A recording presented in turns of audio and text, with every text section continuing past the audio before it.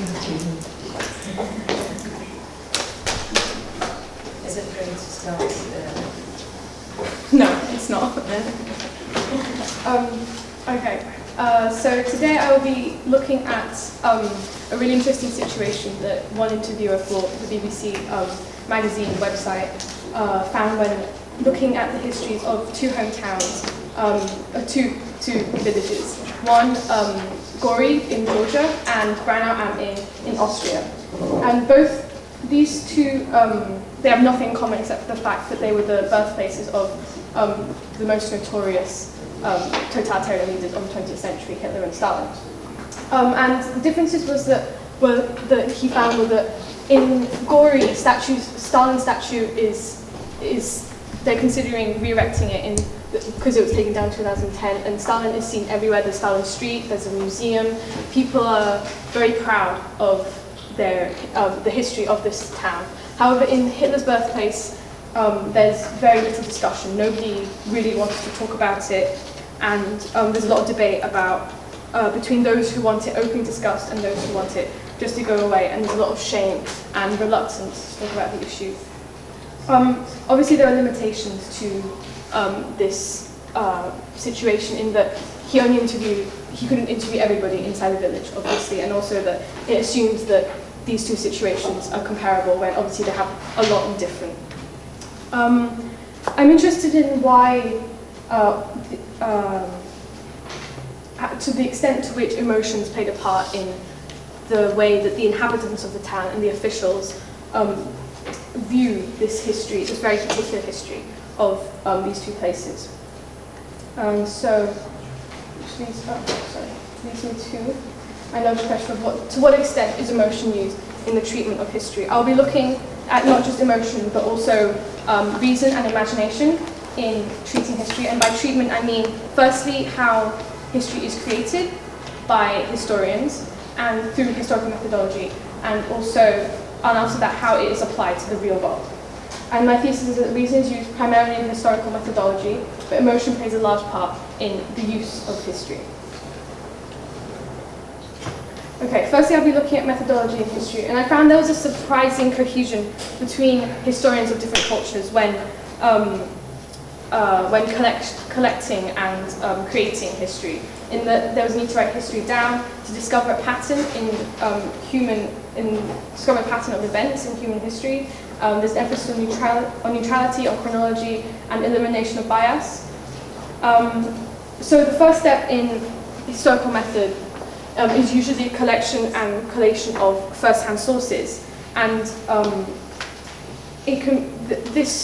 the first step uses the ways of knowing of perception and language, but I won't be looking at these in detail because I think that perception and language form the basis of any acquisition of knowledge.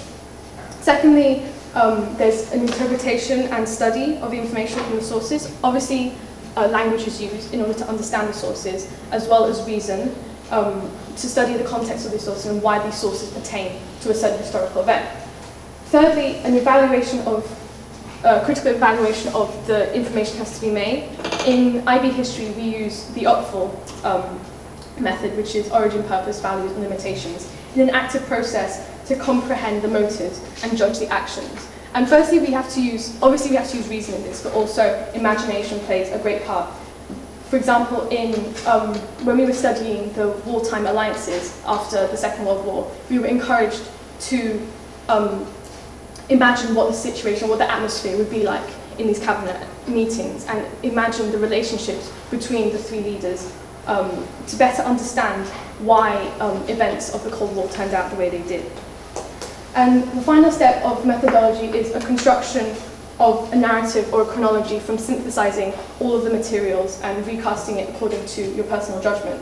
And this uses, first of all of the ways of knowing mentioned previously, but also, and again, imagination needs to be used to be able to interpret the sources as something that happened, as a story, really. And because there needs to be judgment, there needs to be imagination, an emotional response is needed. And thus, we can see that perception language form the basis in how we construct history, but then reason and imagination and finally emotion also play a really big role. Secondly, I'll be looking at using history as well as 2 examples in how different parties would look at history and how they would use history. Historians use history to explain current events, they use it to guide current politics or warn for future events, and they also use it in education.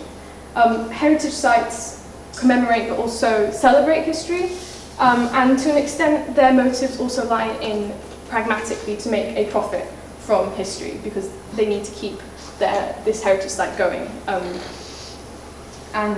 Politicians use history to further a political agenda, and they would often try to evoke emotions to their audience in their references to history to create a sense of a shared sort of past. The media profits from sensationalizing history and controversy. For example, when the Hitler Diaries the supposed Hitler Diaries were published in 1980, it generated a lot of controversy and a lot of debate in the media. And lastly, those whose personal identities are linked to their national cultural history. For example, the inhabitants of Gori feel, they rely on their emotional response to treat history. They feel disgust at Hitler or they feel pride in Stalin's victory in the Second World War. So the first situation we're looking at will be in the Ukraine. And the problem with this is that obviously the situation's not over yet. But I think that the treatment of this situation for different people is incredibly interesting.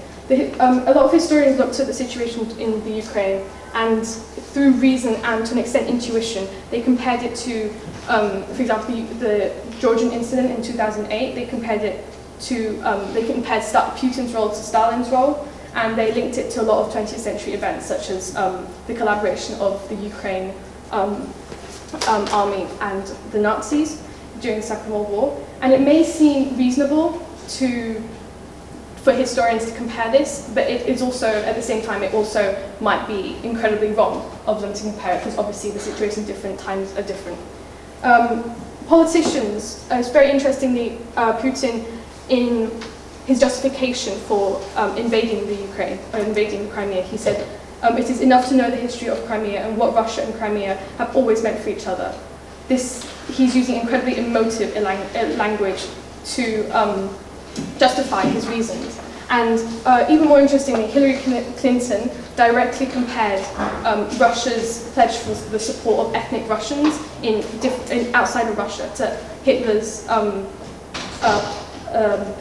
pledge that he would unify all German-speaking people. So again, by comparing the situation in Ukraine to the situation of the pre-World War II situation of Hitler trying to unite all German-speaking people, she was attempting to create this emotional, very sort of knee-jerk disgust reaction at Putin's decision to invade Crimea. The media, especially the American media, use the history not just between the Ukraine and Russia to give the impression of this as a very simple pro-democratic, anti-Soviet country, and also the history between Russia and the US, in that the media sort of spun the idea that anyone who believed in the Kremlin line was anti-democracy or anti-US. And according to the M+1 magazine that reported on this story, they summarize it as evil Putin is just going to get more airtime than complicated Putin, or Putin who is trying to run a country in a complex geopolitical situation. And those whose personal identities are linked to national and cultural history, they use a lot. They were obviously the ones who were protesting in the Ukraine, and it was obvious that they felt incredibly strongly emotionally about the situation. The Shanxi earthquake was one of the most destructive earthquakes in the history of the world, yet is not as widely reported. Historians may have an interest in it, and so might the heritage, and it is only occasionally mentioned in the media only because of its reputation for being the most destructive earthquake. However, because of its distance, we see that there is the people of Shanxi or politicians who have an interest in this area of China, they don't attempt to create an emotional response. Thus, when we're looking at the situation in Gori and Branau, we have to understand that different parties have different agendas when they treat history, and it must be understood that they all have different motivations in using the sense of history. and emotion played a very large extent, a very large role in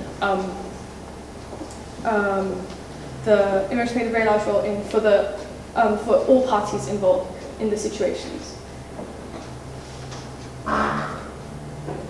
Thus, in conclusion, emotion is an incredibly important part in historical emotion does not play such a large part in historical methodology, as you can see that reason and imagination play a much larger role. The role of emotion in the use of history, however, is much greater, as emotion is used to further political agendas, cement personal identification, and extensively in the media. However, this also depends on the sensitive nature and the proximity that we have to an event.